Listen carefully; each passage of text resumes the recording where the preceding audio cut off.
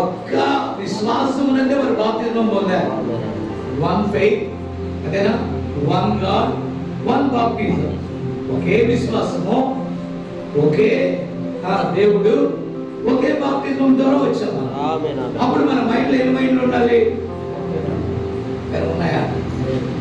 దానిగారు ఉన్నాయా? మరి గుణ లక్షణాలు ఎందుకు ఇన్ని విభిన్న గుణ లక్షణాలు ఉన్నాయి ఇక్కడ మందిరంలో? ఇక్కడ మనం కూర్చున్నాం, ఇక్కడ కూర్చున్న రకరకాలైన మనస్తత్వాలు. నువ్వు వాక్యం మీద ఎవరికైనా ఏకాగ్రత ఉందా?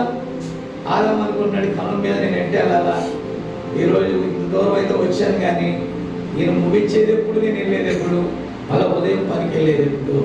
గుణ లక్షణం. అవునా? నేను అనితకు మాటించాను, మరి తొందరగా ఎలా వస్తానులే, కరెక్ట్గా 9:30 కల్లా అక్కడికి వాళ్తానన్నాడు. మరి 9:30కి అలా దాటిపోతేమో అయ్యగారు వదిలేటట్టు లేడు. నేను 9:30కి ఎవరికి ఇచ్చాను మాట? అనితకు మాట ఇచ్చాను. 9:30 కల్లా ధమాలను అక్కడ బండి ఆగల. ఆమె ఏ గురు లక్ష్యం ఇక్కడికి వచ్చేవారు ఏక మనసుతో, ఏకాత్మతో, ఏక తాత్పర్యంతో, ఏక హృదయంతో ఇక్కడ వచ్చి దేవుని వాక్యాన్ని వినాలి.